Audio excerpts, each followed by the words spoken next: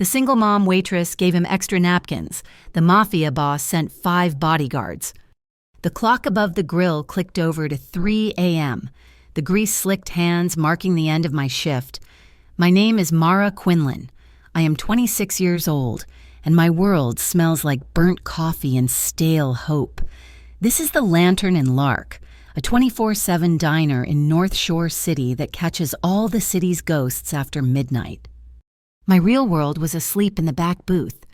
Rowan, my son, 4 years old, all fiery hair and stubborn trust, his small body curled up on the cracked vinyl, his breath fogging the glass. He'd fallen asleep 2 hours ago, his cheek pillowed on his tiny jacket. This was our routine. I'd work the graveyard shift, and he'd sleep where I could see him, safer than any apartment I could afford. I was wiping down the chrome counter, my muscles screaming when the bell above the door jangled with a sound that was all wrong. It wasn't the usual shuffle of tired truckers or drunk college kids. This was heavy. 3 of them, leather jackets that looked too stiff, faces carved from harbor ice. They didn't look at the menu. They swaggered straight to the middle of the diner, their boots scraping the tile, and slammed their hands on an empty table. "Keen," the lead one barked, his voice like gravel in a blender. My boss, Keen Brummel, scurried out from the back, wiping his sweaty palms on an apron that had seen better decades.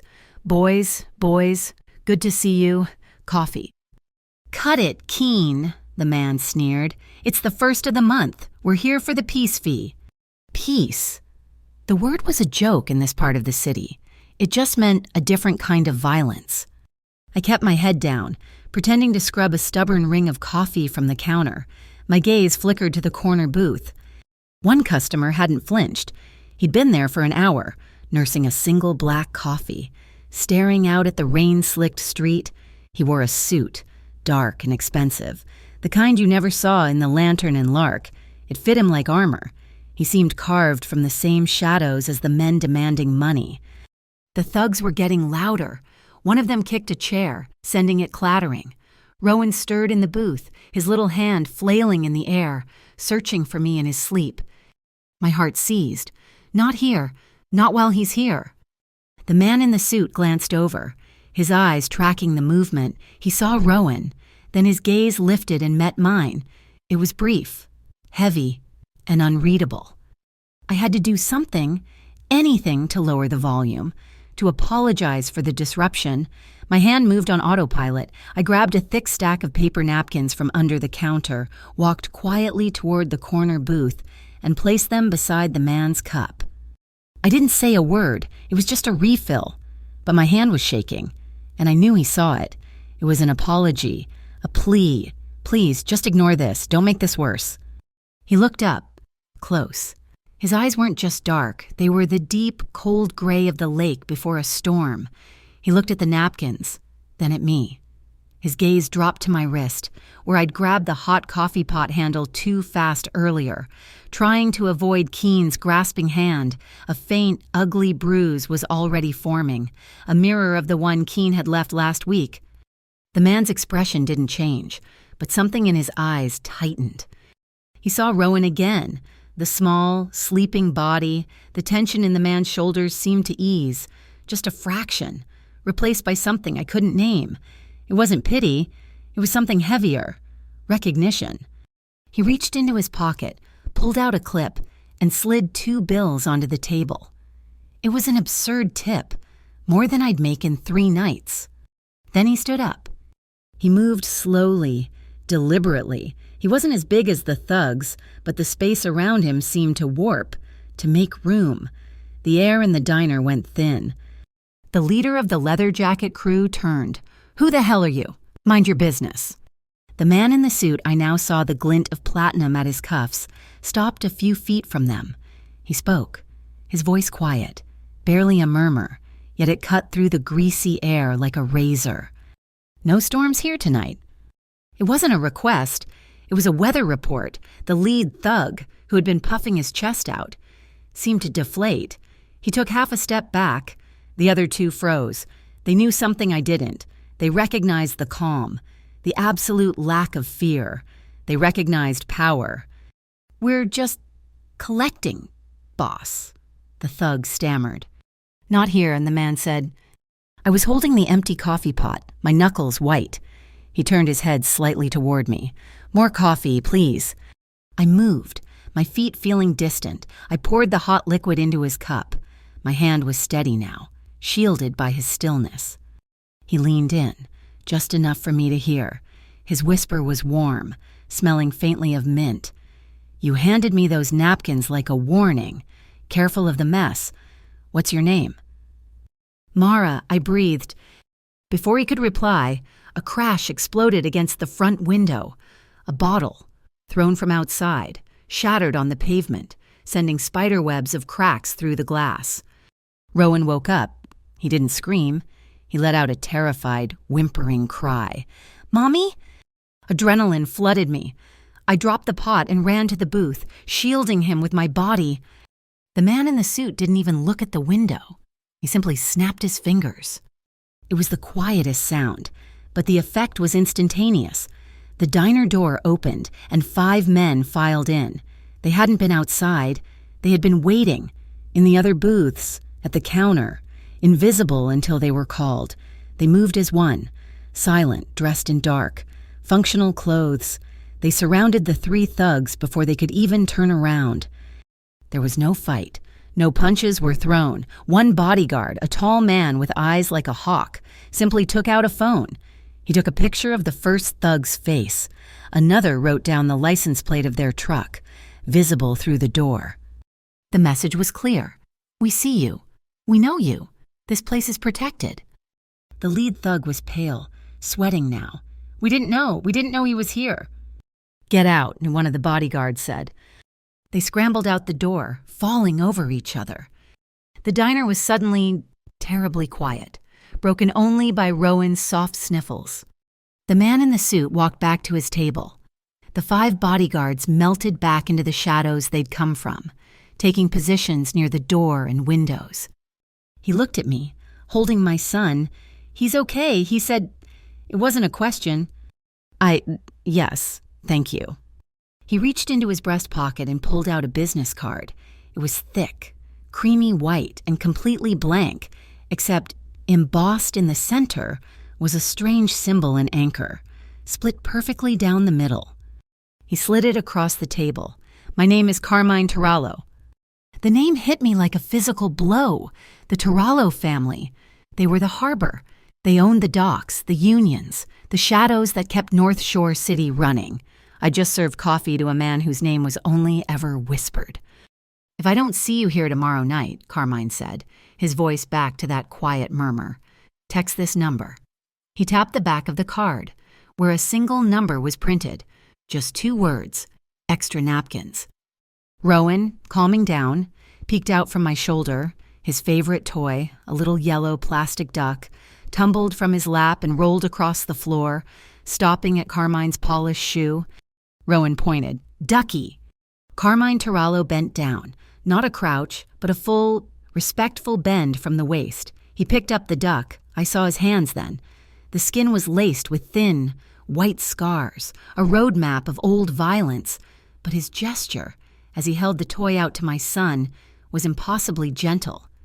Rowan, trusting as only a 4-year-old can be, leaned out and took it. "Thank you," he mumbled, burying his face back in my neck.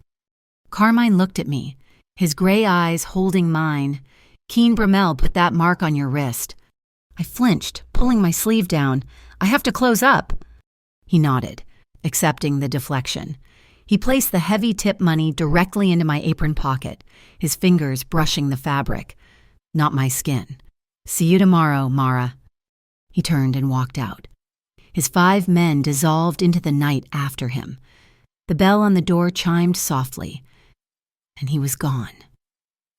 I stood there for a long time, the weight of the blank card in one hand, the warmth of my sleeping son in my arms, and the sudden, terrifying feeling that I had just traded one kind of monster for another.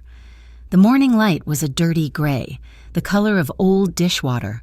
By the time I got Rowan home, our apartment, on the 4th floor of a crumbling brick walk-up, felt colder than the street. I eased Rowan into his bed, his little body a heavy, trusting weight, and then I saw it. Taped to my door, an official-looking envelope, not mailed, taped. My fingers were numb as I tore it open. The paper was thick, expensive. The letterhead read, Harbor Line Oversight Council. It was full of dense, legal language, non-compliance with urban shoreline rezoning, structural integrity failure, code violations. Then, the final paragraph, sharp and clear as a shard of glass, occupants must vacate the premises within 7 days. 7 days. My breath hitched. I'd never even heard of the Harbor Line Oversight Council. I looked at the seal. It was an intricate wave and anchor. It looked real. It looked terrifyingly real. I had to work. Panic was a luxury I couldn't afford. I left Rowan with my neighbor, Mrs. Petrov, a woman who knew all about 7-day notices, and walked the 3 miles back to the Lantern and Lark for my next shift.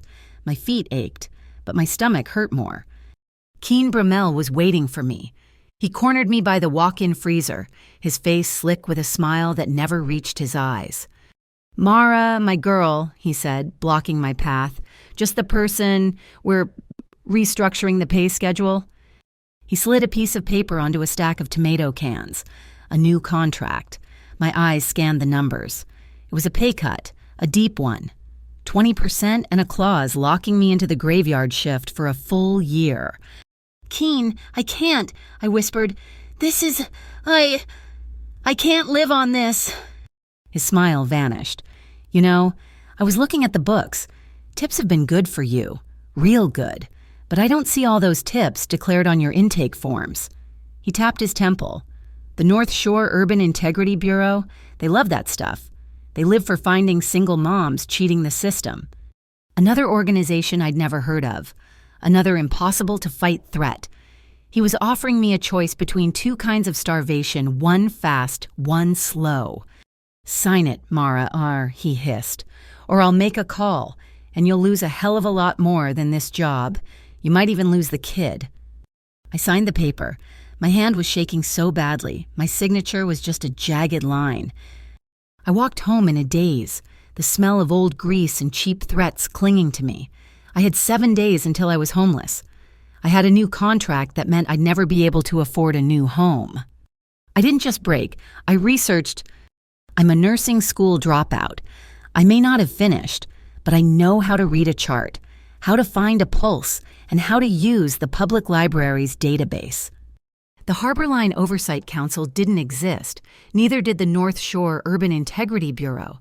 They had no web presence, no city filings, no office. They were ghosts. But the Wolf Street gang wasn't. I found the articles buried in the archives of the North Shore Chronicle. Small-time intimidation, predatory loans, all in my neighborhood, all targeting waterfront properties. And Mrs. Petrov, my neighbor, she'd been served by the Coastal Heritage Board 2 months ago. Different name. Same 7-day window, same result. She was moving out on Friday. They were a vacuum, sucking up the lives of people like me, cleaning out the buildings and flipping them to some massive, faceless shipping conglomerate that wanted the docks. Keen Brummel wasn't just a greedy boss. He was a spotter, a tool. That night, I was making Rowan dinner, peanut butter and jelly, the last of the bread. He was sitting at our small, wobbly table, his legs dangling, his little plastic duck next to his plate. He was too quiet. "Mommy," he asked, his voice small, "are you dreaming of big waves?" I stopped, the knife frozen in my hand. What baby? The big waves. Like in my book. The scary ones. He looked at his sandwich. Are they coming? I put the knife down. I knelt in front of him, my throat so tight I couldn't breathe. He'd felt it. My terror. It was leaking out of me, poisoning the air in our tiny apartment, and he was breathing it in. That was the end. That was the line. I went to my purse and pulled out the blank card, the broken anchor. Carmine Turallo, a man who commanded storms by telling them not to happen. I was so afraid of him, but I was more afraid of the waves. My phone screen glowed in the dark. I typed the 2 words. Extra napkins. I hit send. My heart was a drum against my ribs. I stared at the phone. For 1 minute, 2. Then, a small, quiet chime, a new message from an unknown number. It was a single street address, one I didn't recognize, and 2 words, 10 minutes. I grabbed Rowan. I grabbed my purse, his duck, and the half-empty box of cereal. I didn't pack a bag. There was no time. I was on the curb in 8 minutes. A black SUV, the kind that looks like polished obsidian, slid to a stop. The windows were so dark they looked like holes in the world. The back door opened. Rook, the tall, hawk-eyed bodyguard from the diner, got out. He didn't speak. He just looked at me, looked at Rowan, and then held out a hand for the cereal box. I gave it to him. He put it in the car as if it were a briefcase. Another man, younger, with a kind face, leaned out. "Hi, Rowan," he said, his voice soft. "My name's Beck. We've got apple juice." Rowan, sleepy and confused, just nodded. I climbed in. The interior was silent, smelling of new leather. The doors closed with a heavy, final thud. We pulled away from the curb, and I didn't look back. We drove for 20 minutes away from the water, into a quiet, older part of the city called Riverton, where a sleepy canal cut through rows of brick townhouses. The hotel was small, anonymous. The sign just said, "The Riverton." Rook and Beck escorted us to a room on the second floor. The whole team was there. Lyle, built like a refrigerator, stood by the stairwell. Santi, a wiry man with a laptop bag, was already inside the room, plugging a small device into the wall. Noor, the sharp-eyed woman, ran her hands along the windowsills. They were a machine, silent, efficient. Beck placed a heavy paper grocery bag on the small desk. "Wait here," Rook said, and then they were gone, Lyle closing the door quietly behind them. I looked in the bag, a stack of cash, thick as a brick, a prepaid medical card for a place called the Larkspur Clinic. Rowan's name was printed on it, and a phone, a simple black burner phone, black. As I picked it up, it rang. My hand was shaking. I answered. "Mara." His voice, calm, steady. It wasn't warm, but it wasn't cold either. It was just present. "This isn't mercy," Carmine Tarallo said. "This is a safety contract. You are safe. Your son is safe. Now, tell me everything. Tell me about the waves." And I did. I told him about the Harborline Oversight Council, about the Wolf Street Gang, about Keen Bromell and the Urban Integrity Bureau. I told him about the nursing school debt that chained me to Keen. And then the words just fell out. I told him about Dane. "My ex," I said, the word tasting like ash. "Dane Ketter. He's fighting me for Rowan. He says I'm unfit, that working at the diner, that our apartment. He posts about me on the local Wetwire page, videos. He twists everything. He says I put Rowan in danger." My voice broke. "He's using the eviction. He's using my job. He'll use this. He'll use you. He'll say I ran off with a gangster. He will take my son." The line was silent. For a second, I thought he'd hung up, that this was too much, too messy, too human. Then, his voice came back, and the calm was gone. It was replaced by something else, something hard and cold and sharp as forged steel. "I'll handle the systems," Carmine said. "The council, Bromell, the Wolf Street rats, they are mine." He paused. "Dane Ketter. He belongs to the heart, and so does Rowan." What does that mean?" "It means," Carmine said, "you keep hold of the heart. I will handle all the rest." The Riverton hotel room was my cocoon, safe and sterile, but I knew it was also a cage. While Rowan truly slept, deeply and without fear for the first time in months, I sat at the small desk, the burner phone in my hand, a silent witness. The systems Carmine had promised to handle were already in motion. He didn't make me wait. The next afternoon, the phone chimed. It was a text from Santi Meet Rook, rooftop, 20 minutes. Rook, the hawk-eyed bodyguard, was waiting by the elevator. He didn't speak, just nodded. We rode up in silence. The rooftop was a small, tarred square overlooking the canal. Empty save for a few ventilation units. "We don't know how long you'll be in protected status," Rook said, his voice flat, devoid of emotion. He stood in a relaxed, balanced stance. "Mister, Tarallo believes safety you earn is better than safety you are given. Show me your hands." I held them out, palms up. Waitress hands, calloused, scarred from steam and hot plates, but trembling. "Close them," he ordered. I made a fist. "Wrong. Thumb outside, always outside. You break your thumb inside." For an hour, in the gray afternoon light, Rook taught me how to hurt someone. Not to win a fight, but to create an exit. He taught me the body's hinges, the elbow, which only bends one way, the knee, which hates to be struck from the side, the hollow point of the sternum, where a hard, sharp strike could steal the air from a man's lungs. "You are not strong," he said, grabbing my wrist, not hard, but with an immovable weight. "Do not fight strength. Use bone, your elbow to his throat, the heel of your hand to his nose, and then you run. You run, and you do not look back. We will handle what you leave behind." He showed me how to break a grip, how to use my own weight as a weapon, how to spot a tail in the reflection of a shop window, how to use a bus stop crowd to vanish. I was clumsy, weak, and terrified, but I was also angry. I learned. I came back to the room, my muscles aching, my skin bruised where he'd shown me pressure points.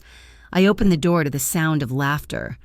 Rowan was sitting on the floor with Beck. Beck, the young one with the kind eyes, was building a tower of hotel soap bars and disposable cups. Rowan was giggling, a high, pure sound that I hadn't heard in so long. It felt like a punch to the gut. "And then," Beck was saying in a dramatic whisper, the giant duck said, "Quack." Rowan shrieked with delight and knocked the tower over. He looked up, his face bright and flushed. "Mommy, Beck is funny." Beck looked at me, his smile genuine. He's a good kid. Mara, smart. I leaned against the door frame, my legs shaking from Rook's lesson, my heart aching from this. This was what Carmine had given me. Not just safety, but this moment. The sound of my son laughing, carefree, while a man who could kill you with one hand played with him on the floor. Peace. It wasn't just the absence of fear. It was something you had to build, cup by cup. That night, the burner phone rang. It was Carmine. "Vesper Pier," he said. 1 hour. Lyle drove me when he was the mountain, the one who looked like he could stop a truck. He said exactly 0 words the entire drive, his eyes just scanning the road, the sidewalks, the rooftops. The pier was a long, dark finger pointing into the black water of the harbor. The wind was relentless, carrying the smell of salt, diesel, and something rotten. Carmine was waiting at the far end, alone, silhouetted against the weak lights of the distant shoreline. He wore a dark wool overcoat, the collar turned up against the cold. "You came," he said as I approached. "You called." He was holding a small, unadorned glass jar filled with a dark, amber liquid. "Santi found the link. You were right. The Harbor Line Oversight Council is a ghost. It's a shell company, funded by another shell company, all leading back to a waterfront renewal fund. The Wolf Street gang are the street-level collectors. They scare people like you out. Harbor Line condemns the building, and the renewal fund buys it for pennies on the dollar." "And Keen?" I asked, pulling my thin jacket tighter. Noor checked his books. He's not just a spotter. He's taking waste management protection fees from Wolf Street. In exchange, the Lantern and Lark is their message drop. They use his back office. So I wasn't just a victim. I was collateral damage in a much bigger war. "They're moving something else," Carmine said, his voice low against the wind. "Something my family does not permit. Not drugs, not people." He held up the jar. "One of my men intercepted this. It was part of a shipment of high-end gourmet imports bound for a Wolf Street warehouse. Fish sauce." He handed me the jar. "You worked in a diner. You know, smells." I opened it. The smell was overwhelming. It wasn't just fish sauce, which is pungent on its own. This was acrid, chemical. It burned my nostrils. a bitter undertone of solvents and something else, something metallic and wrong. "It's too strong," I said, recoiling. "There's something else in here. It smells like paint thinner and spoiled, deeply spoiled." He nodded, taking the jar back. "They're using the food shipments as cover, moving contraband, likely precursor chemicals, hidden in the brine, but we don't know where it's going. So you'll stop them." "Stopping them is easy." Carmine looked out at the dark water. "I could have that warehouse burned to the ground before sunrise, but that's loud. It leaves ashes. And the men behind the renewal fund will just build something new. I don't want to cut the weed. I want to pull the root."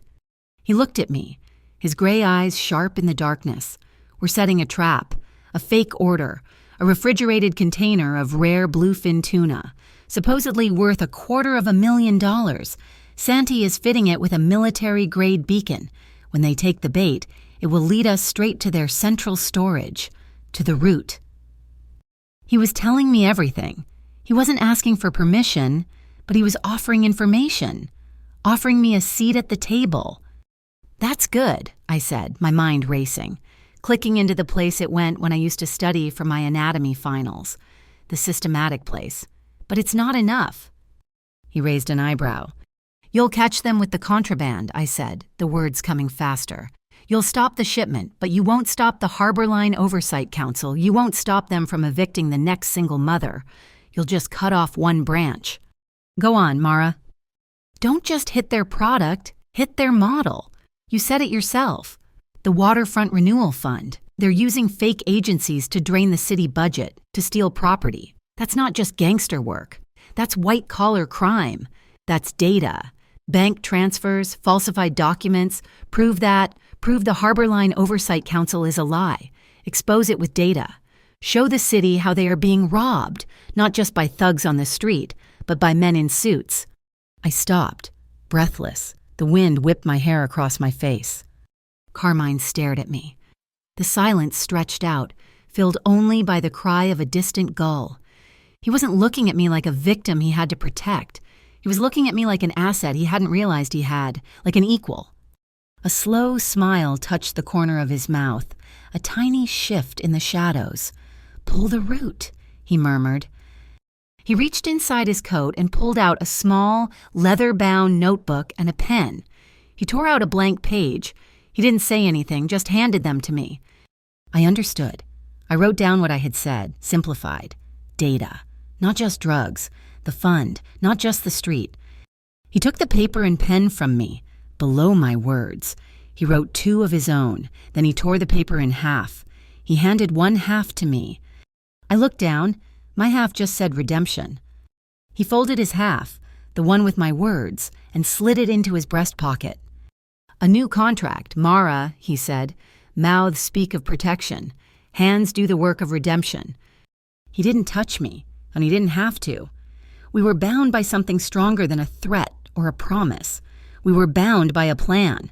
The day the bluefin tuna container was set in motion, the air in the Riverton Hotel crackled. It was a day of waiting. Santi was a ghost in the city's camera network, tracking the truck. Nor was deep in a digital rabbit hole of bank transfers. Rook, stone-faced, drilled me on escaping a chokehold, his assessments becoming shorter, sharper, again faster, don't think. By evening, I was a raw nerve. The hotel room, once a sanctuary, now felt like a gilded cage.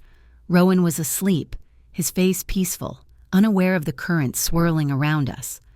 The burner phone chimed, not a call, a text from an unknown number. "Solace Warehouse, rooftop, Beck is downstairs." It wasn't Carmine's usual number. This was different, a command, but also an invitation. Solace Warehouse was one of the oldest on the harbor, a monolith of black brick and iron. Beck drove me, handling the black SUV with impossible smoothness. He didn't take me through the loading bays. He parked in a dark, cobbled alley and led me to a rattling freight elevator, the kind that smelled of oil and metal. The elevator shuddered to a stop. The doors grated open. The city fell away. We were on the roof, a vast, flat expanse under a sky full of indifferent stars. The wind was sharp, cutting in from the lake, but the space was beautiful. Hundreds of tiny, golden fairy lights were strung between old ventilation shafts, casting a soft, warm glow, and the sound not the city, but the deep, rhythmic swoosh of water lapping against the stone foundations, 10 stories below. Carmine was standing at the edge, his back to me, looking down at the black, shimmering water. He wore the dark wool overcoat, but nothing else about him suggested the cold. I stepped out of the elevator, and Beck stepped back in, the doors closing, leaving me alone with him. He heard my footsteps. He turned. "Mara, Carmine, this is—" I gestured at the lights. "It's not what I expected." "It was my grandfather's," he said, his voice quiet, almost carried away by the wind. "He used to sit up here and watch the ice break in the spring. He said it was the only honest thing in the city." The wind hit me then, a sudden icy blast that cut through my thin sweater. I wrapped my arms around myself, shivering. He watched me for a moment. He didn't ask if I was cold. He simply moved. He stepped close, and I felt the heat coming off him. He was a furnace in the cold. He shrugged off the heavy wool coat. Before I could protest, he was behind me, draping it over my shoulders. It was impossibly heavy, weighted with his presence, his power. It smelled of him that clean, sharp scent of mint and expensive wool and the cold night air. His hands settled the coat, his fingers brushing the fabric on my shoulders. Then, his hands stilled. His fingertips rested just above my collarbone, the warmth of his skin seeping through the shirt I wore. It wasn't a caress. It was a question, a pause. He was asking for permission to be this close, to share his warmth. My breath hitched. I felt the pulse in my throat jump against his skin. I gave my answer by relaxing, leaning my weight back just a fraction. I let my shoulders sink into the coat. His hands lingered for one more second, then lifted, leaving the heat behind. I turned to face him, pulling the enormous coat around me. "Thank you, but now you'll be cold." He was just in a dark, button-down shirt and trousers. He shook his head. "I run hot." He looked at me, his gray eyes unreadable in the soft, yellow light. "The truck is moving. Santi has it. It's going to the warehouse I expected." So the trap worked. "The first part, man, dear," he said. "Now the waiting. The hardest part." I looked at him. This man who commanded shadows, who moved container ships like chess pieces, who admitted to the hardship of waiting. I needed to know. I needed to understand the calm he projected. I lifted one hand, my own, small and scarred from hot plates. He watched it. I didn't hesitate. I placed my hand flat on the center of his chest. I felt it, the steady, solid, unhurried beat of his heart. Thump, thump, thump. It was the slowest heartbeat I had ever felt. It was the rhythm of the lapping water below. It was the calm at the center of the storm he had created. He was a man born to hold the quiet for everyone else. "You're not even anxious," I whispered, marveling. He looked down at my hand, then back to my face. A small, sad smile touched his lips. "Anxiety is a luxury. Mara, it means you think you have more than one option." He reached into the pocket of his trousers and pulled out a small, flat silver tin. He opened it. "Mints." "I always have these," he said, holding the tin out to me. I took one. I hate the smell of gunpowder. It clings, gets into your skin. Mints, they cut through it. The admission was so simple, so devastating. A man who lived with gunpowder but preferred mint. The mint dissolved on my tongue, sharp and sweet. "Sailboats," and I said. He raised an eyebrow. "For Rowan, I collect keychains for him. Little sailboats, I have 6. I tell him they're built to ride out any storm. He keeps them lined up on the sill, even at the hotel." 6 sailboats, Carmine repeated, his voice soft. He liked the detail. He's a good kid. The silence stretched, but it wasn't empty. It was full of mint and the sound of water and the steady beat of his heart under my palm. We were standing so close. His breath ghosted over my hair. Our shared breath plumed in the cold air, merging between us. There was still a way out, an escape route. We were close, but not trapped. Neither of us moved. He lifted his hand, the one with the scars. He moved slowly, giving me every chance to pull away. He touched my jaw, his thumb brushing over my cheekbone, his touch surprisingly gentle. Then he leaned in, but he didn't kiss me. He touched his forehead to mine. I closed my eyes. My hand on his chest gripped his shirt. I could feel his eyelashes brush my skin. It was the most intimate gesture I had ever known. It was an act of surrender. He was the most powerful man I had ever met, and he was offering me his stillness, asking for nothing. His breath, warm and minty, was my breath. I tilted my chin up. The smallest possible movement, a nod, yes. His lips found mine. It was not a collision, it was a discovery. It was soft and tentative for only a heartbeat. Then it deepened. It was not the desperate, frantic kiss of a man taking something. It was the deep, measured, searching kiss of a man who had been waiting. It tasted of mint in the cold, and it was impossibly warm. It was a promise. It was the first safe, solid ground I had felt in years. His other hand came up, not to grab, not to pull, but to rest in the small of my back. It was a support, a brace. I am here. You will not fall. I kissed him back, letting the terror and the tension and the fight of the last few years melt into that one point of contact. We separated slowly. Both of us were breathing hard now, our foreheads still touching. A small, shaky laugh escaped my throat. He smiled, a real smile, one that reached his eyes, crinkling the corners. "I'm not asking for more tonight, Mara," he whispered, his voice rough. "This is not that." He searched for the words. "I want history. I don't want a moment." All the fight went out of me. I sagged against him, my head falling to his shoulder, my face buried in his shirt. I was thanking him for the boundary, thanking him for not being Dane, thanking him for seeing me. The desire was there, sharp and bright under my skin, but it was safe. It was contained by respect. We stood like that for a long time, me wrapped in his coat, him holding me, his heart finally beating faster under my ear. "Beck is waiting," he said finally, his voice a low rumble. He didn't let me go. He just stepped back and took my hand, lacing his fingers through mine, his scarred, strong hand holding my small one. "If it rains tomorrow," he said, looking up at the clear, cold sky, "call me. If it doesn't rain, call me anyway." We walked to the freight elevator. Hand in hand, the doors rattled open. Rook was standing inside, as impassive as granite. Beck was beside him, looking determinedly at the floor. Carmine and I stepped in. Our hands were still joined. The moment stretched. 1 second, 2. It was a beat too long. Rook, staring straight at the opposite metal wall, gave a single, dry, pointed cough. I snatched my hand away, my face flooding with heat. I looked down, hiding inside the massive coat. I glanced up. Carmine was not embarrassed. He was looking at Rook, and the barest trace of that real smile was playing on his lips.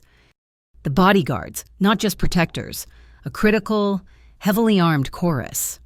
The doors slid closed. The text from Santi came at 4 a.m, a single ping on the second burner phone, the one they called the listening phone. "Beacon active, Pier 17.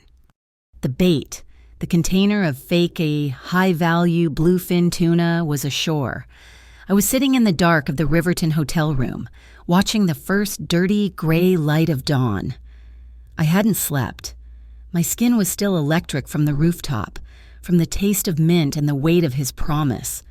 Rowan was asleep, his small body finally relaxed, his breathing deep and even. Carmine was not here. He was in what they called the command van, a vehicle that looked like a plumber's truck, parked 3 blocks from the harbor. The Beacon didn't stay at Pier 17. The truck moved. "Target is moving!" Santi's voice crackled, low and clear, over the listening phone. I held it to my ear, a lifeline to the other world. bypassing the main waterfront storage. It's heading inland. Confirming, Lila Warehouse on 5th. Lila Warehouse, a forgotten property, supposedly condemned, a hidden asset. Nor, execute, Carmine's voice ordered. It was cold, flat, and absolute.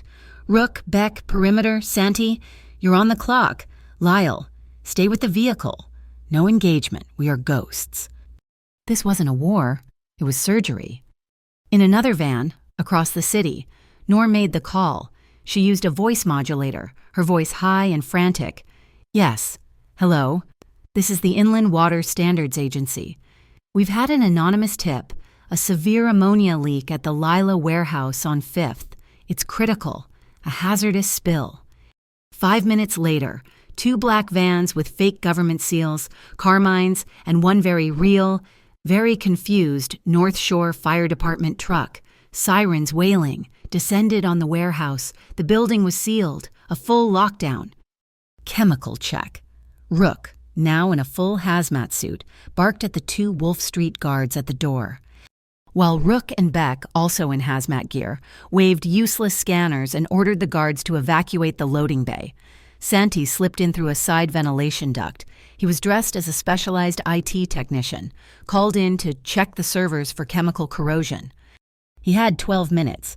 He found the server room, a small, hot closet, and plugged his device into the main rack. He wasn't stealing the data. He was copying it. A river of information, of illicit transfers and falsified documents, began to flow. The ripple effect was immediate. Keen Brummel, counting the thin register at the Lantern and Lark, got the call. His face, slick with grease, turned ash white. He fumbled his phone, his hands shaking. He dialed a number. Dane Ketter. It's Keen. His voice was a panicked squeak. You need to move faster, kid. That situation with your ex-Tarallo's on me. He's squeezing my operation. He's breathing down my neck. He's going to find everything. Dane Ketter sat up in his cluttered apartment. He was surrounded by printouts of my old social media photos. A slow, toxic smile spread across his face. He's with her, Dane asked. She's with Carmine Tarallo. Oh, Keen. This isn't bad. This is perfect. This is the leverage I needed. I knew nothing of those calls.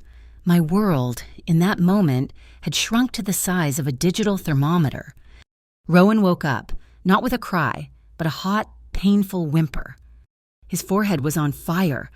I ran my hand over his skin. Fever 102. The old, familiar panic, the kind I knew better than any mafia threat, seized my throat. Not guns, sickness. This was the real monster. I grabbed the burner phone and called Beck's number, as instructed. He's sick, I said, my voice shaking. A high fever. Beck was at the door in 3 minutes. Not Rook, who would have terrified Rowan. Not Lyle. Beck, the soap tower builder. Okay, Mama, he said, his voice calm. Let's go see a doctor. We'll take the clinic car. The Larkspur Clinic. The medical card. It was real. We were in an examination room in 7 minutes. A kind, older doctor diagnosed an ear infection, wrote a prescription, and gave Rowan a grape-flavored fever reducer. Rowan, already feeling better, sat on the table, watching the doctor with wide eyes. Beck handled the payment. He didn't use the card. He paid in cash, discreetly, at the front desk. As we walked out, Rowan clutching a red lollipop from the nurse. I looked at Beck. He was just a young man, probably my age, checking his phone for updates on the warehouse raid, but he had held Rowan's hand in the waiting room. This was the realization being cared for was not the same as being controlled. Dane's care had been about ownership, about checking my receipts, demanding my passwords. Carmine's care was about removing obstacles. He hadn't asked how I would handle a fever. He had simply given me a clinic. Back at the hotel, the fever reducer was working. Rowan was asleep, his breathing easier, the lollipop stick still held loosely in his hand. The listening phone was silent. The raid was over. My personal burner phone chimed, a text from Carmine. I'll be late. Just that, not it's done or we have it, a simple human statement of fact. I typed back, my fingers steady, I understand. And I did. Trust wasn't built on rooftops and dramatic kisses. It was built on small, kept promises. He said he would be late, and he didn't make me wait and wonder and fear. But the night wasn't over. I had run out of the specific brand of apple juice Rowan liked. The hotel didn't have it. Beck was on rotation, and Rook was now outside my door, a granite statue in the hallway. "I'm going to the corner bodega," I told him, opening the door. 2 blocks, he's out of juice." Rook nodded, his eyes scanning the hallway. "Stay on the main street, I'll be right here." It was midnight. The air was cold. I bought the juice. I was walking back, the plastic bag crinkling. A car slowed, a beat-up, rattling sedan. My blood turned to ice. Dane. He pulled up alongside me, the passenger window down. "Mara, getting sloppy. Aren't you living in a fancy hotel? Who's paying for that? Huh?" I clutched the bag. I kept walking. Rook's voice echoed in my head. "Do not engage. Create an exit." "I'm talking to you." He threw the car in park and jumped out, grabbing my arm, his fingers dug into the bruise Keen had left. "You think you can just take my son and hide with some criminal." He had grabbed the wrong arm, the one Rook had drilled me on. I didn't think. I reacted. I dropped my center of gravity, yanking my arm against his thumb to break the grip.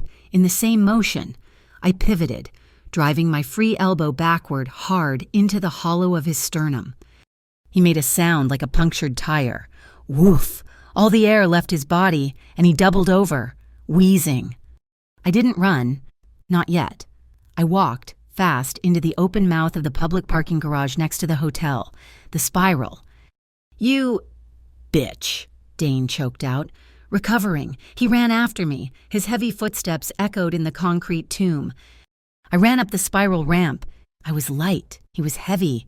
I was fueled by adrenaline. He was fueled by rage. 2nd level, 3rd level. I ran across the 3rd level, toward the pedestrian elevator. He was close behind. I slammed the down button, the light glowing. I stepped back. He lunged, thinking I was getting in. I wasn't. I was already past him, slamming through the heavy metal door marked pedestrian exit. I flew down the concrete stairs, 3 flights at a time, my feet barely touching the steps. I burst out onto the sidewalk, right next to the hotel entrance. Rook was standing there, his arms crossed. He had watched the entire thing. A minute later, Dane stumbled out of the garage's elevator on the ground floor, confused, looking around wildly. He saw me. He saw Rook. He froze. A black SUV, the one that smelled of leather and power, slid to the curb, the back window lowered. Carmine. He looked at Dane, his face a mask of cold, controlled fury. Then his eyes found me, but he wasn't angry, not at me. He scanned me, from head to toe, checking for damage. "Mara," he said, his voice perfectly calm. "Your choice. Do you want to talk to him or do you want a restraining order?" He paused, his eyes locking on Dane, who looked like he was about to be sick. "I will handle the rest."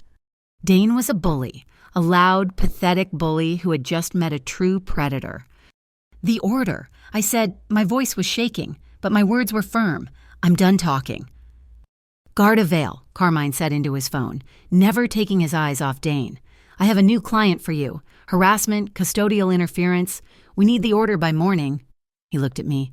"Get in the car." He nodded to Rook, who stepped directly into Dane's path. I sat in the back of the SUV, the apple juice in my lap. Carmine was in the passenger seat, a laptop open. Santi was driving. "The servers," Carmine said, his voice dangerously quiet. "Santi got everything. The transfer data from the renewal fund to the Harbor Line Oversight Council is clean. We have the route. We have your data." "But," I asked. I could see the rigid line of his jaw. He scrolled. He stopped on a file, a shipping manifest. "The bluefin tuna was a test. This is the real shipment, due next week." He turned the laptop. The manifest listed live seafood hatchery equipment. "I don't understand," I said. Santi spoke from the driver's seat. "It's a designation. Mara, A code. The weight is wrong by several tons. The power draw for refrigeration is wrong. It's not equipment. He clicked another file, an image, a thermal scan of a similar container from last month, one they had let pass. The container was full of heat signatures, dozens of them, human shapes, packed in tight. I dropped the apple juice. It rolled onto the floor mat. "They're moving people," I whispered. Carmine closed the laptop. The quiet click was louder than a gunshot. His scarred hand clenched into a fist, the knuckles white. "The Turallo family," he said, his voice a low growl that vibrated through the car. "Does not deal in human beings. We protect the docks, we do not trade what's on them." He looked out the window at Dane, who was now being photographed by Rook. They crossed the line. The Heron Bay tea room was not a tea room. It was a sterile box of glass and steel overlooking the gray water. A place owned by the Private Dock Owners League. It was neutral ground, a place where men who would otherwise be at war could meet over untouched cups of jasmine tea. The air chilled to an uncomfortable 68 degrees. Carmine was already seated when Verge Moreau, the man who ran Wolf Street, was shown in. Moreau was all bluster, a thick-necked man in a suit that was too tight, his face permanently flushed with cheap anger. Carmine, by contrast, looked like he was carved from the same cold marble as the floor. He did not get up. "Turallo," Verge grunted, sitting down. "This is a bold move. Calling a sit-down." "It's not a sit-down. Verge, it's an exit interview," Carmine said, his voice quiet. He slid a thin folder across the polished table. "Not bank records. Certified public filings. The Waterfront Renewal Fund. An impressive portfolio. All cash-based. All feeding a series of untraceable shell companies." He pushed a second, thinner folder across. "Except you have a leak. The server at Lila Warehouse. It sends a confirmation file to an unsecured cloud account every Friday.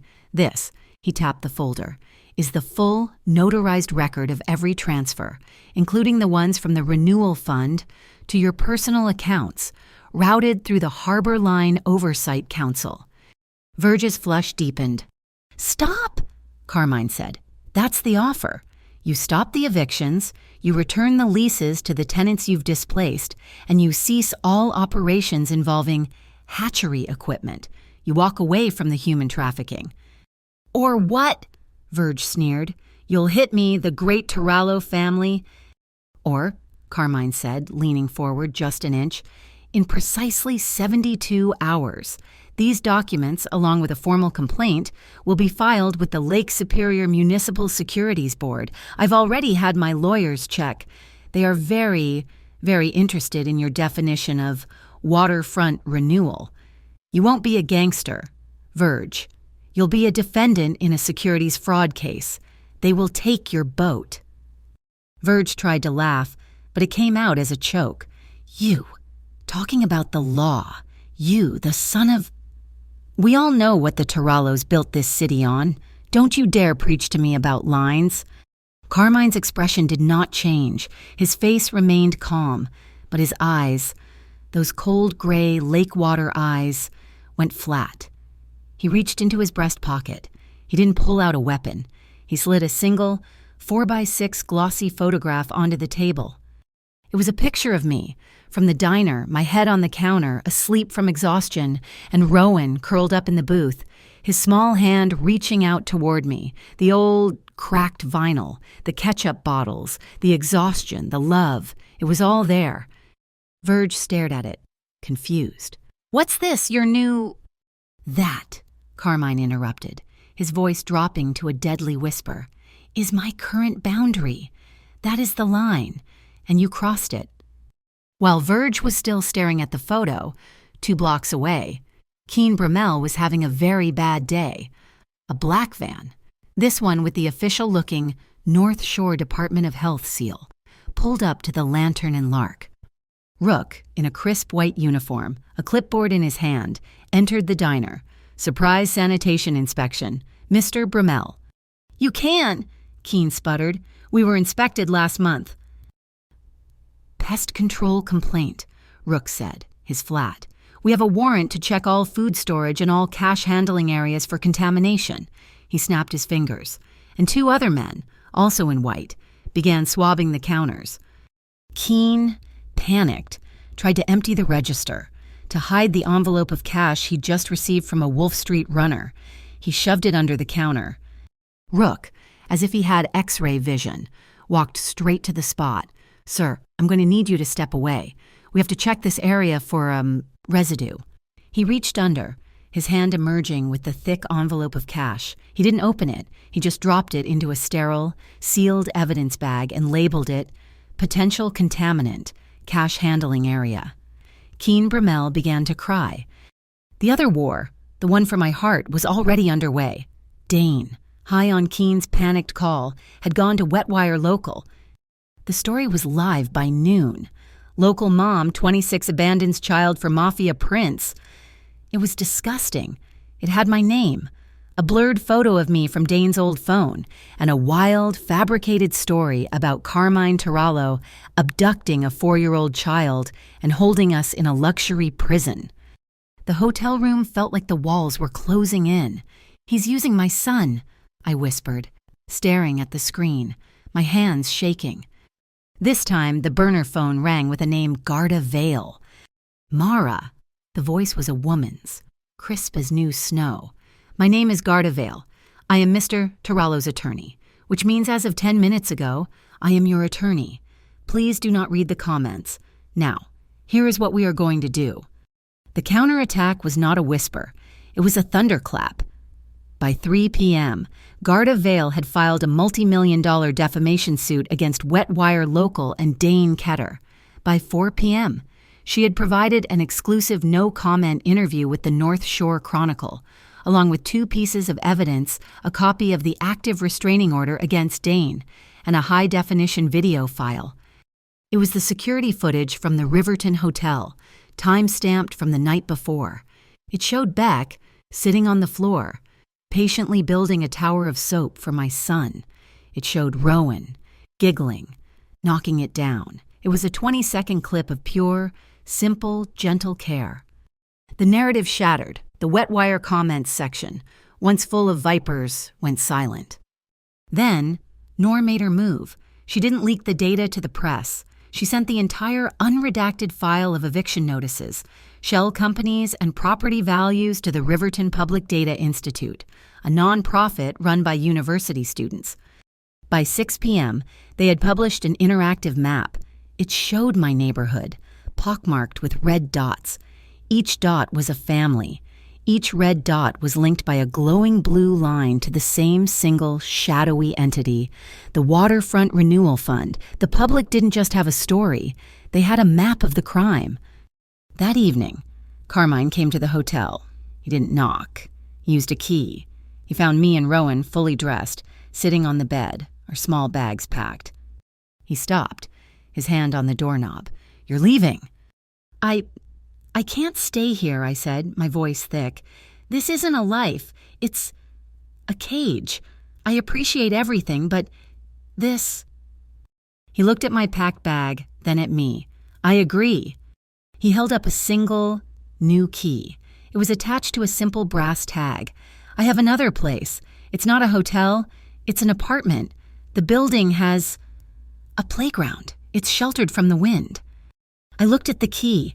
A gift, a golden cage. "I can't," I said, shaking my head. "Carmine, I can't be bought. I can't be your whatever this is." He looked at the key, then at me. His expression was soft. "Good." He put the key back in his pocket. "I was hoping you'd say that." He pulled out a folded sheaf of papers and a pen. Then, it's a standard month-to-month lease. For the same apartment. The rent is fair. You'll sign it, and I'll sign it." He pointed to the bottom line. "Landlord C, Tarallo Investments, LLC." A slow smile spread across his face. "I'm not buying your heart, Mara. I'm just leasing you some peace of mind for a while. The rest," he said, holding out the pen, "is up to you." The new kitchen was small, but the windows were huge, overlooking the sheltered playground. It smelled like fresh paint and pine cleaner. The noodles are going to be overcooked, I said, laughing. Overcooked is better than nothing. Carmine was standing next to me at the stove, the steam from the boiling pot fogging the new window. We were making pasta. Just pasta. Our hands brushed as we both reached for the strainer. It was a small, electric touch. I pulled my hand back, my heart doing a stupid little flip. We can, he corrected. He turned off the heat. I held the strainer. He poured the pot. We were a team. It was easy. It was too easy.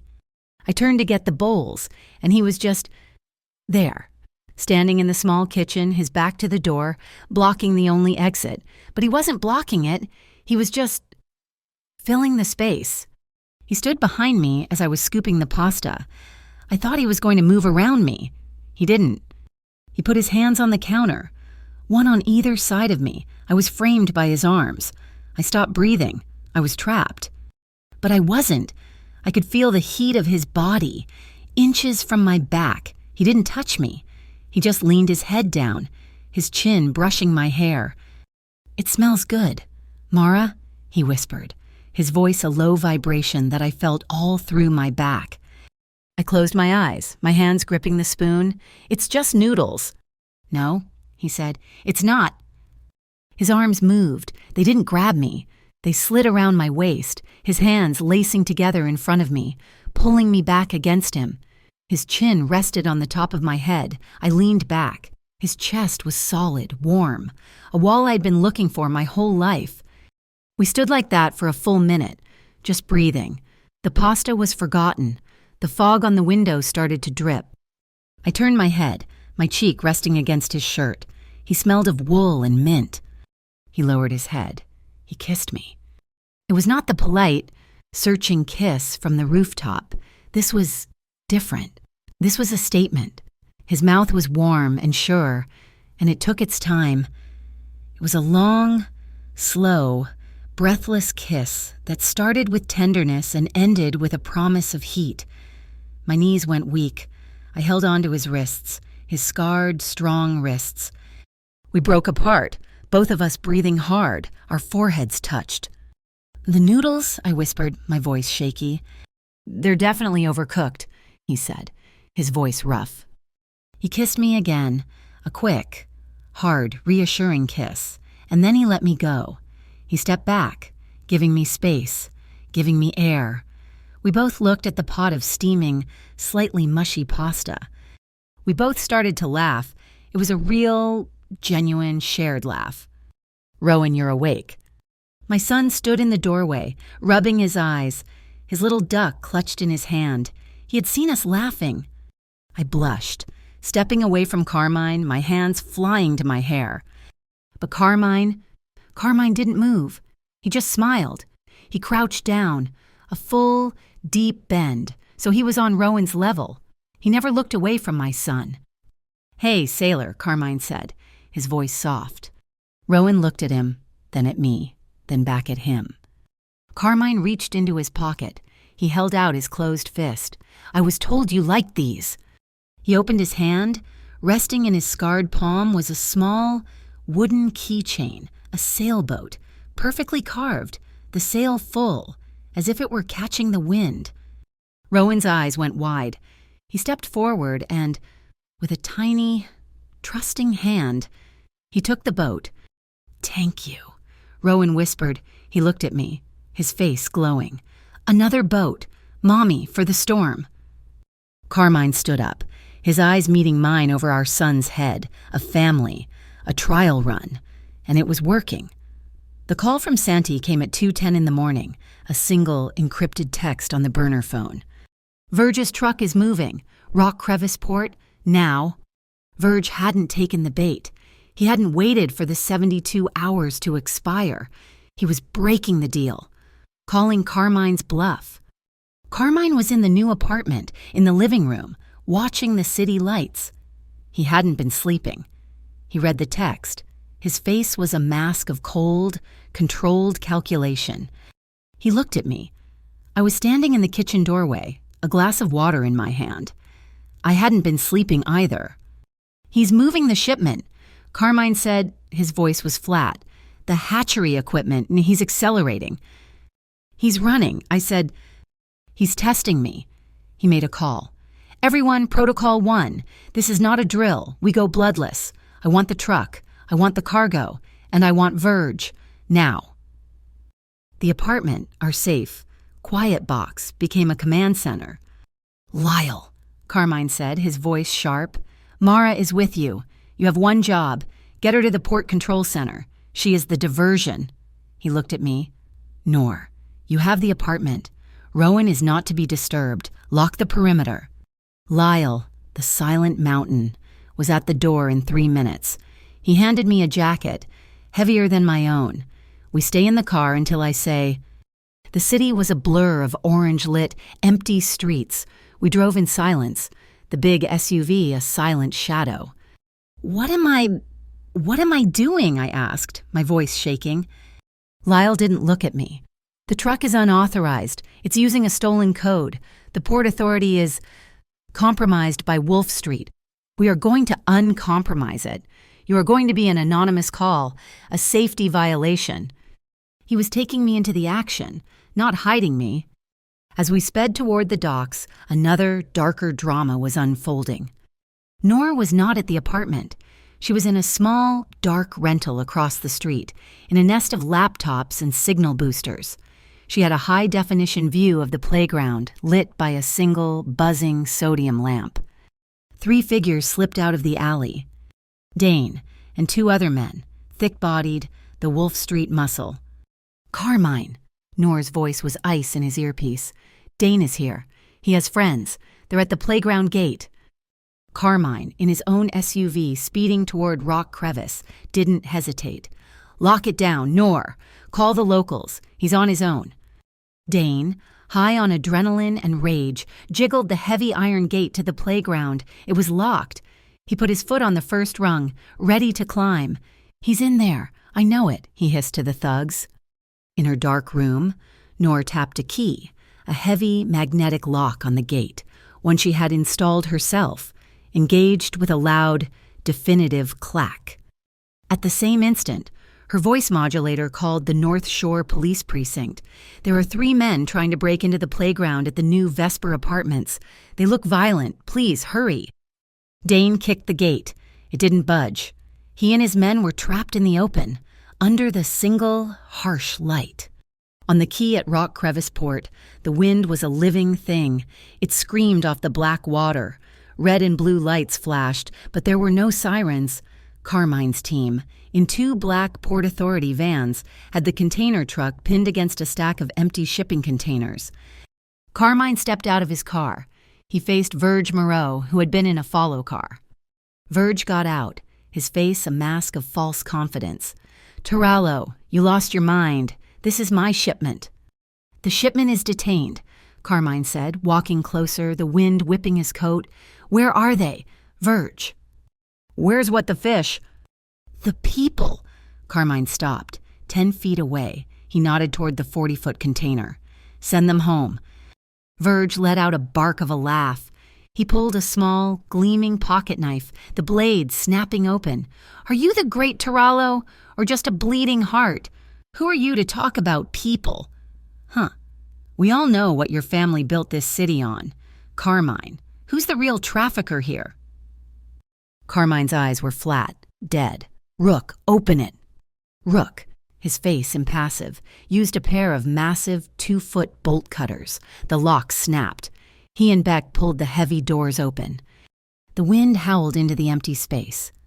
The container was full of sealed, 55-gallon drums. Each one was stenciled with the logo of the Harbor Line Oversight Council. A diversion, a shell game. You're slow, Turallo, Verge sneered. Carmine's phone buzzed in his pocket. He didn't check it. He already knew. At the same moment, Lyle pulled our SUV to a stop in the shadow of the port's main control tower. Now, Mara, he said, walk in. 4th floor. Desk at the end. Read the script. Do not look up. My heart was in my throat. I was walking into the lion's den. But Carmine's phone buzzed again. A different alert. A priority message from Santi, who was a ghost in the city's network. Not a diversion, a test. He's flushing you. New intel. Plover Warehouse. Thermal is live. 20 plus. They are moving them. Now. Heavy guard. Plover Warehouse, 2 miles inland. Verge was still smiling. Got nowhere to be, Carmine? Carmine looked at the empty container. He looked at Verge's smug face. He knew Verge had another move. He knew I was walking into a building controlled by Wolf Street. He knew Dane was at his home, with his son. He had to choose, the people in the warehouse or me. He made the call. Lyle, he said into his wristcom. Get her out. Full extraction, now. Rook, Beck. With me. We are going to Plover. He chose them. He chose the innocent, nameless people in the warehouse. He trusted his team to handle the rest. He trusted me. Verge, Carmine said, his voice calm. He put his phone away. You're right. I am slow. He turned his back on the man and began to walk toward his car.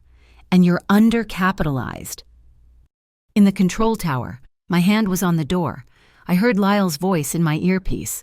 Mara, stop. Back to the car. Now. Now. I didn't ask why. I ran.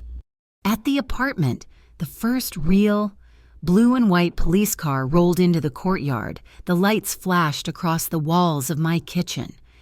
Dane and his 2 thugs froze. They were trapped between the locked gate and the arriving police. He's in violation of a restraining order, Nora's modulated voice yelled from a speaker she'd hidden in a bush. The police were on them in a second. I was in the SUV, Lyle driving at a speed I didn't think was possible, my knuckles white on the door handle. We screeched to a halt in front of the apartment just as the police were putting Dane in the back of their car. He saw me. His face was a mess of rage and confusion.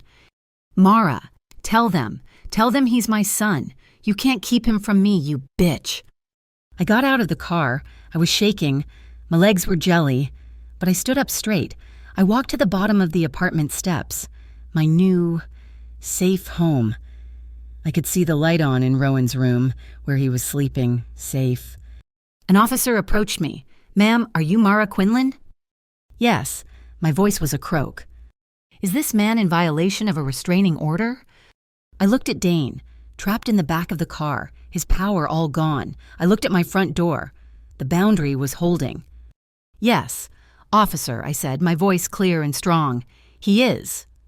2 miles away, at Plover Warehouse. There were no sirens. Rook and Beck moved like shadows, disabling the 3 guards at the door without a sound. Carmine kicked open the metal door to a back storage unit. The smell hit him first. Sweat, fear, urine. It was dark. He clicked on a small flashlight. Dozens of eyes, wide with terror, stared back at him. Men, women, a few older children, all huddled on the cold concrete floor. Carmine stopped. The air left his lungs. This was the reality of the shipping manifest. This was the hatchery equipment. He put his flashlight away. He wouldn't blind them. He turned to Beck. Call it in, he said, his voice rough. Ambulances, food, water, get Otlaren's personal number. He turned to Rook. Blankets, all of them, from the tactical bags. They brought the silver, foil thermal blankets. Carmine took the first one. He walked into the darkness to the corner where a young woman was trying to cover a small boy. He crouched down, his large, scarred hand, the one that held a city in its grip, gently unfolded the blanket. He draped it over her shoulders. He didn't say anything. He just moved to the next one. And the next, his hands. The hands that gave orders, the hands that made threats, were just warming them. His hands were doing the work of redemption. The news of the Plover Warehouse rescue detonated across the city. It was the only thing anyone talked about. Wetwire Local, already reeling from Gardavale's lawsuit, tried to spin the story.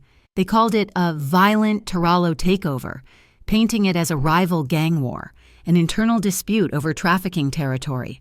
Their headlines were loud, bloody, and desperate. They were drowned out by a single, quiet update.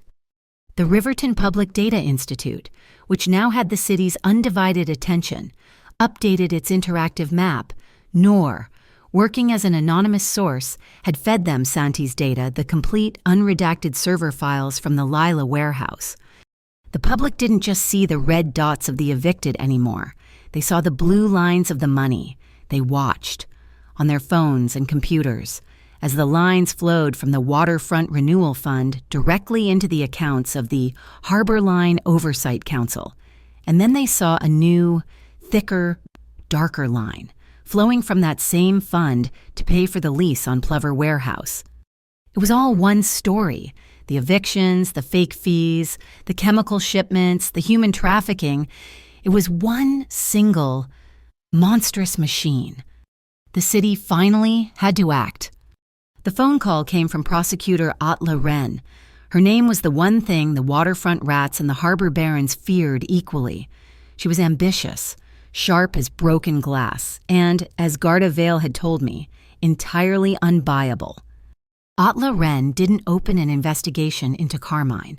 She convened an emergency public hearing on the predatory practices of the Harbor Line Oversight Council. And her first subpoenaed witness was me. Garda Vale was at my apartment within an hour. She was a storm of focused energy, her heels clicking on the hardwood floor. Rowan was at the kitchen table, coloring, the sound of his crayon a peaceful scratch in the sudden vortex. "They will try to make this about him," Garda said, not sitting. Her voice was a scalpel. "They will ask how you met Mr. Tarallo. They will ask how you afforded this apartment. They will ask about Dane Ketter. You will not answer." I have to," I stammered. "No," Garda said, her eyes pinning me. "You do not. Your testimony is a needle. It has one purpose, to connect the threat of the eviction notice to the systemic fraud of the council. You are not a witness to Plover. You are not a witness to the docks.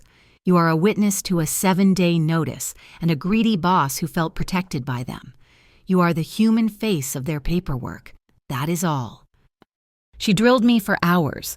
She built a legal firewall around me, stone by stone, word by word. My story was my own.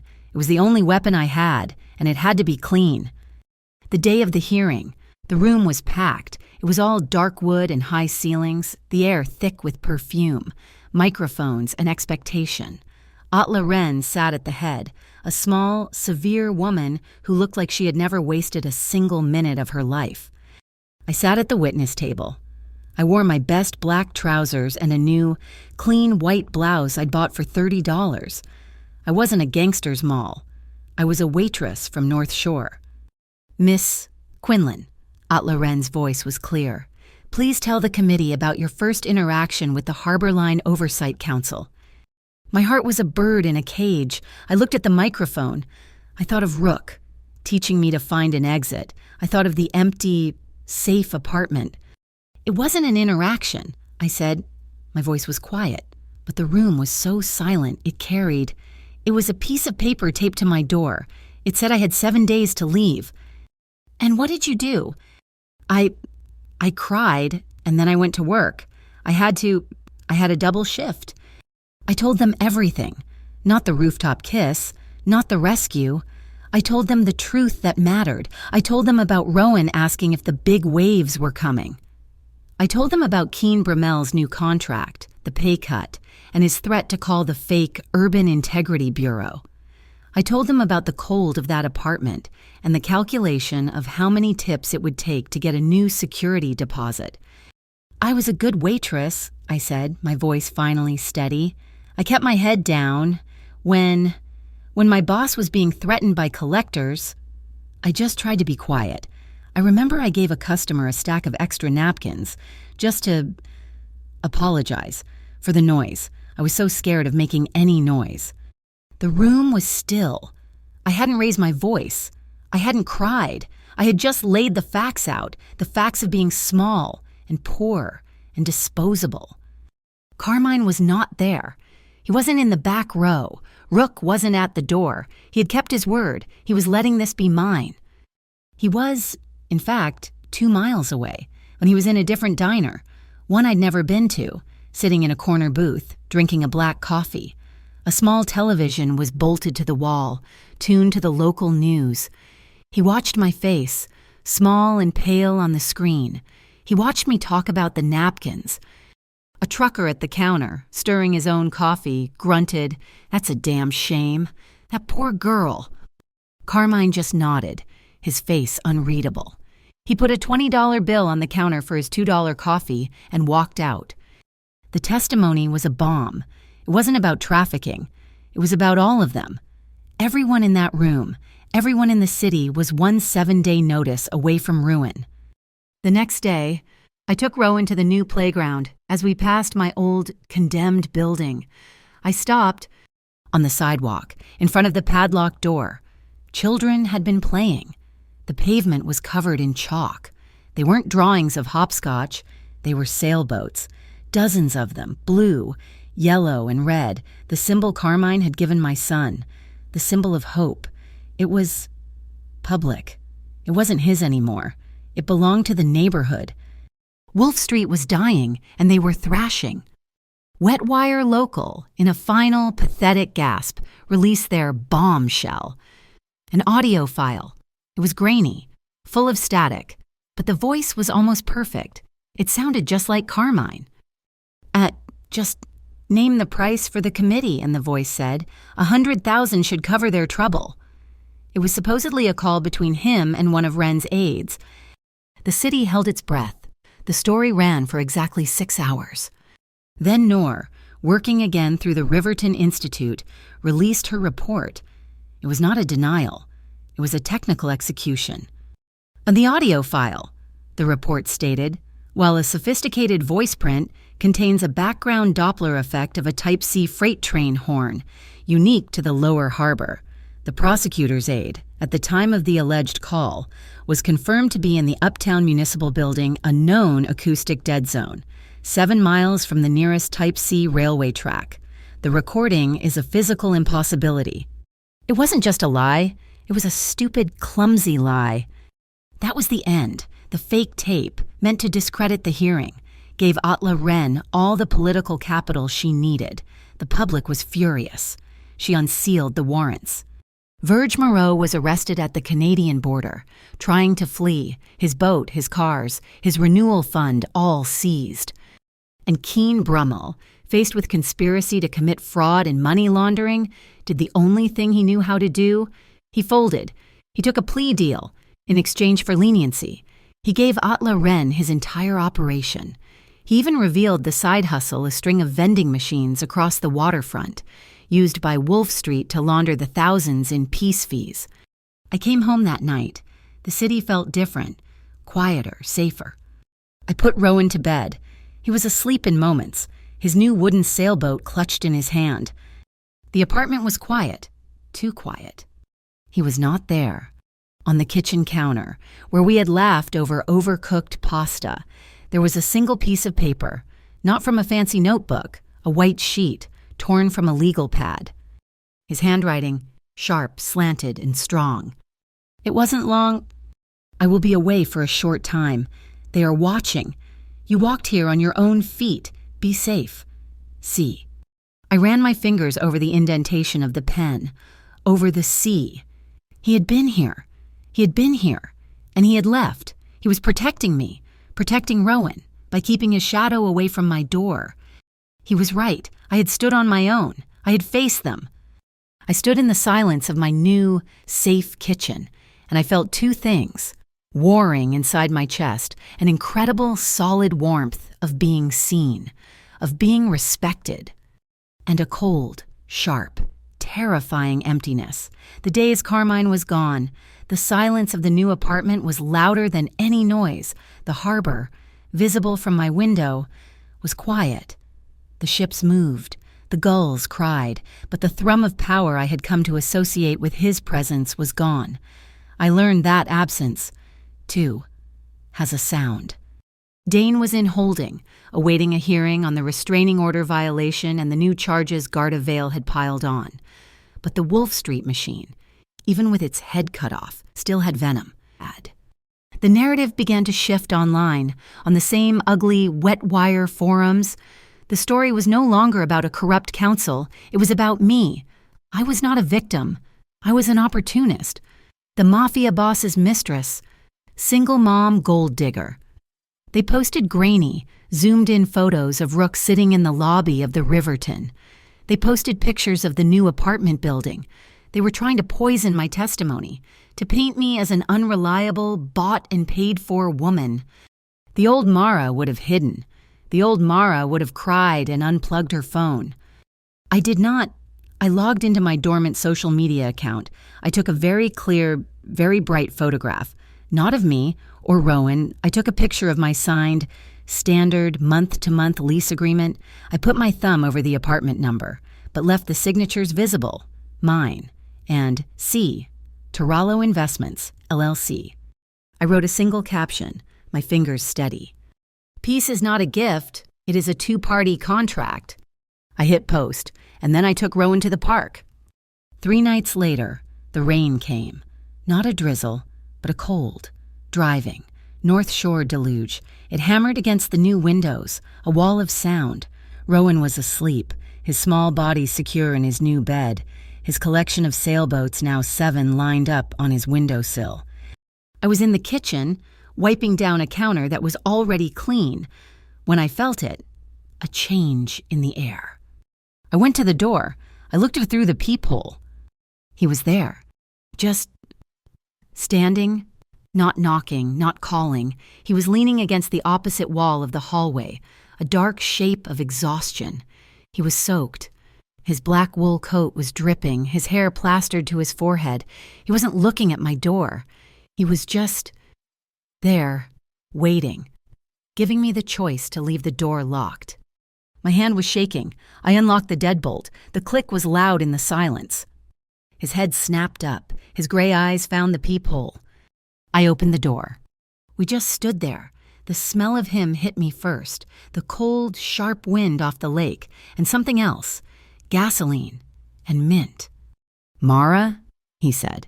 It was not a statement. It was a question, an apology, a plea. You're freezing, I whispered. He didn't move. I stepped forward, grabbed the sleeve of his wet coat, and pulled him inside. I closed the door, shutting out the world. He stood on the mat, dripping onto the clean hardwood. We didn't speak.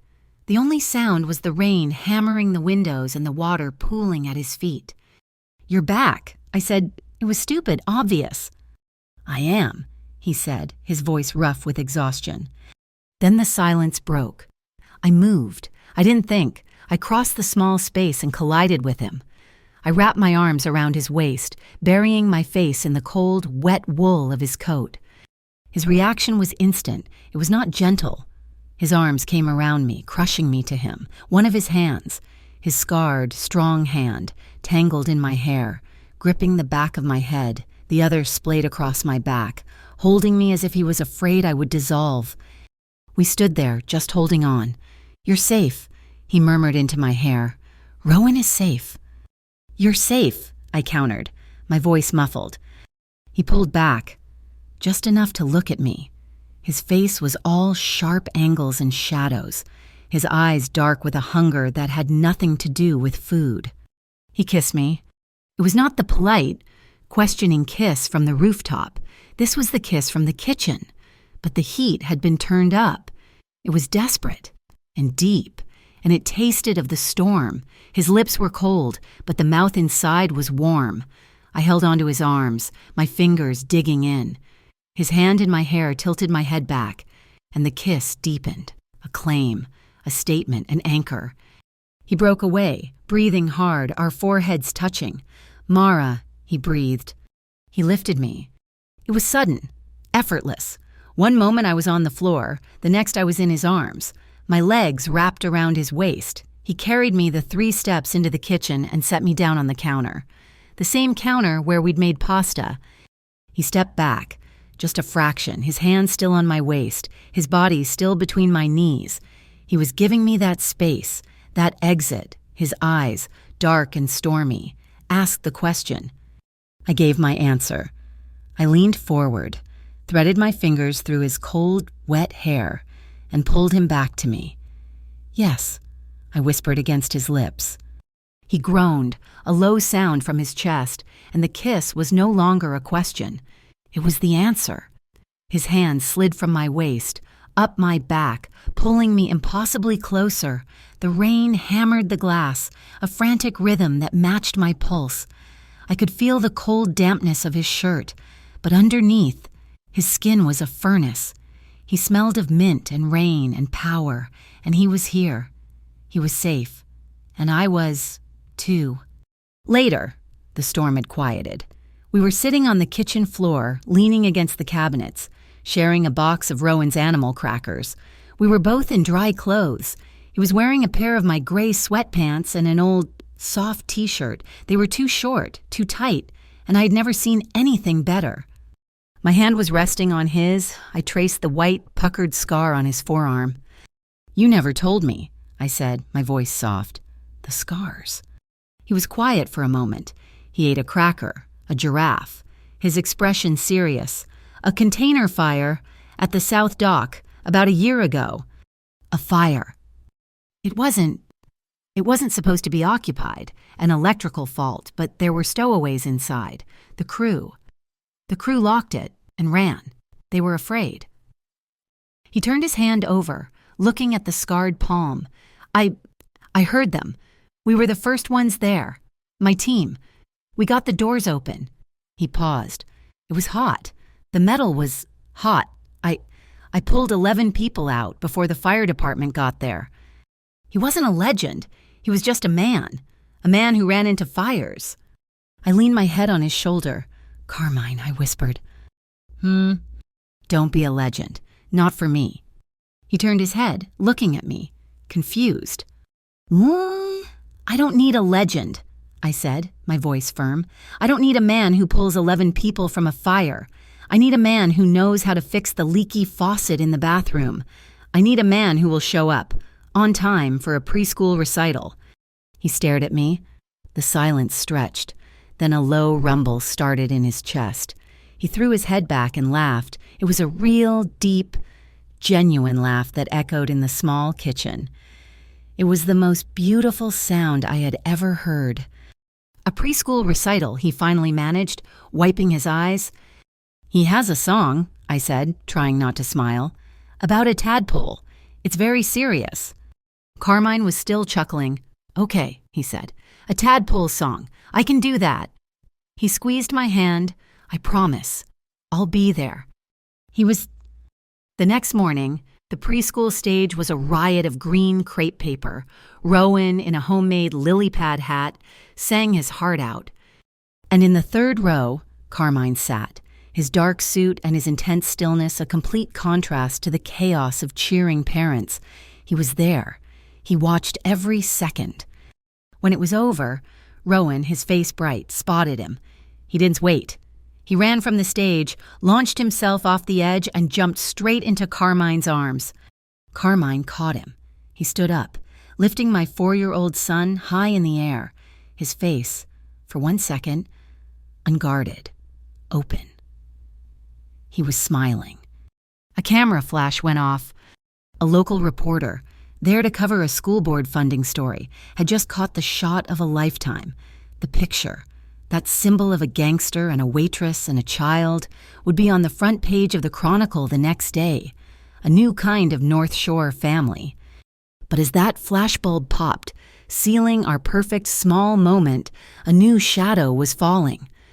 In her sterile office, Atla Wren opened an anonymous, encrypted file. It had been sent from a protected server, routed through 3 countries. It wasn't a grainy audio file.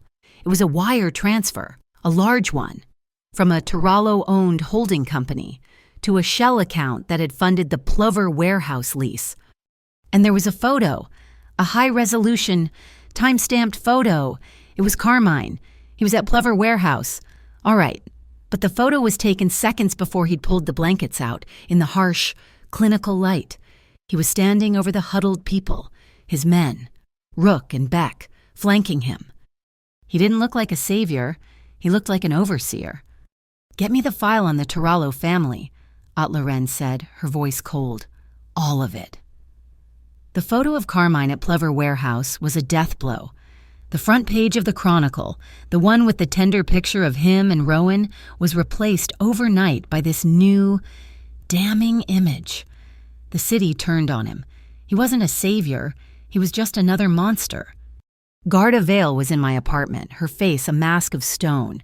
She was holding a printout of the anonymous file. "It's a frame," I said, my voice shaking. "I know it is. He wouldn't, nah." "Knowing is not proving—" "Mara," Garda said, her voice sharp. She was staring at the text, not the photo. "This memo, the font, the formatting, the specific legal disclaimer at the bottom. This is a standard Harborline Oversight Council internal document template." "So Verge sent it." "No," Garda said, a dangerous light in her eyes. "Verge is a thug. This is precise. This is an accountant, someone who knows the paper trail, someone who wants to cooperate but is too afraid to be seen." She went to the phone. "Noor, I need you." Noor was there in 20 minutes. She didn't look at me. She went straight to the printout of the photo of Carmine. "The metadata," Noor said, her voice a low hum. "It's corrupted, but not well enough." She plugged her laptop into my wall, her fingers flying over the keys, the screen filled with lines of code. "He's standing in the dark," she murmured, "but the light on his face, the EXIF data shows a reflection source temperature of 3,000 Kelvin. That's a sodium lamp, like a street light. But the light on the victims, it's infrared. It's from a security camera. The two light sources are not in the same physical space." She typed faster. "This is a composite, a fabrication. The picture of Carmine is real, but the context is a lie." "Where was it taken?" I whispered. Noor pulled up another file, and another. She cross-referenced the date of the anonymous photo with Carmine's known movements. A new image appeared on her screen. It was grainy, from a dock worker's cell phone video, taken over a year ago. The night of the container fire. "The light," Noor said, her voice tight with triumph. "It's not a street light, it's a fire. He's not watching them. He's assessing the heat. He's preparing to go in." At the same time, Santi, working from his own dark room, had found the last piece. He had been tracking the digital fingerprint of the ex-accountant. The man had been sloppy and left one file open in his panic, a draft. It was an internal agreement, signed by a shadow partner of Verge's. The plan was simple if the trafficking was ever exposed. The full blame, all the digital records. All the money was to be routed through a shell company owned by the Tarallo family. It was a fail-safe, a way to trade one king for another, to let the city officials who profited from the renewal fund walk free. Garda Vale was on the phone with Atla Ren. "You are being played, prosecutor. You have been handed a designated scapegoat. I have the proof, and I have the witness who can explain it all." The special hearing was convened in a storm.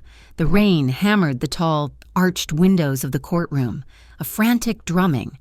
This wasn't a public hearing, it was a closed-door emergency session. Atla Ren, the judge, and a council of city lawyers. I was the first person Garda called. I walked in, and I was not the same woman who had testified about being poor. I wore my black trousers, but this time with a sharp, gray blazer. I was not a victim. I was a courier. The rain beat against the glass as I sat. "Miss Quinlan," the judge said, "your lawyer makes an extraordinary claim." "It's not a claim, Your Honor." I said. I placed a small silver hard drive on the table. "It's a map. The map you were never meant to see. The map that shows how the Harborline Oversight Council and the men behind it planned to frame Carmine Tarallo for their crimes. I had become the napkins. I had become the files." The next witness was Verge Moreau. He was brought in wearing an orange jumpsuit, his bluster gone, replaced by the flat, dead eyes of a man who had lost. Garda Vale had offered him a new deal, through the prosecutor. Tell the truth, the whole truth, and maybe he'd see sunlight again. He was a tool," Verge said, his voice a low mumble directed at the table. "Who was a tool, Mr. Moreau?" Atla Ren asked. "Ketter. Dane Ketter?" My blood went cold. "He was our media liaison," Verge said, spitting the words. "He was obsessed with his ex. With Miss Quinlan, he came to us. He offered to generate noise, to paint her as an unfit mother, to slander her online in exchange. In exchange for what? Access, Verge said. He wanted access to our dirty advertising channels. He wanted to build his own little smut empire on the wet wire. The room was silent. And the trafficking, Aunt Loren pressed. The photo of Mr. Tarallo. It was the plan, Verge said, his voice rising. It was always the plan. The moment things got hot, we were to give them Tarallo. He was too clean. He wouldn't play. He wouldn't let us use the docs for the real money. So we were going to remove him. So the real partners, the ones in this building, could keep their hands clean. Garda Vale stood, Your Honor, in light of this testimony, I ask to present one final piece of evidence, video from the night of the South Dock fire 1 year ago. The lights dimmed, a large screen flickered to life. It was not the Plover warehouse. It was a scene from hell, a shipping container, its side glowing red, smoke pouring from the seams. And there was Carmine, no coat, just a t-shirt, his arms already red from the heat. He was at the doors, Rook next to him with a crowbar. The doors burst open, smoke and screams. The camera shook as Carmine, my Carmine, went inside. He vanished into the black smoke. Seconds later, he emerged, carrying a woman, handing her to Rook, and he went back in. The camera caught his face. He was shouting at his men, at the dock workers. He was pointing, directing. His voice raw. The audio was faint, but the camera's microphone caught his words, the ones the reporter had missed. No one, he roared, coughing, his face black with soot. No one belongs in a metal cage. Get them all out. The lights came up. I was crying, silently, just tears, tracking down my face. Aunt Loren was staring at her hands. The judge just looked at the blank screen for a very, very long time. The judgment was swift. The Harborline Oversight Council was not just dissolved, it was designated a criminal enterprise. Verge Moreau, for his testimony, received 20 years instead of life. Dane Ketter was indicted on felony charges of conspiracy, obstruction of justice, and tampering with a witness. I was awarded full, sole custody of Rowan and a significant 7-figure sum in damages from the city for the negligence that allowed the council to exist. And Carmine. He was cleared of all charges related to Plover Warehouse, but he was not a saint. He was a Tarallo. Aunt Loren, in her pursuit of justice, had uncovered dozens of other transactions: extortion, racketeering, the standard gray area business of the harbor. He pled guilty to 2 counts of financial coercion, unrelated to me. He was sentenced to 5 years of community supervision, a massive fine, and he was barred from the docks. The day of his sentencing, he announced the creation of the Sailboat Fund. He liquidated his assets, his private accounts, and poured it all into a non-profit dedicated to providing legal aid and housing for tenants' rights.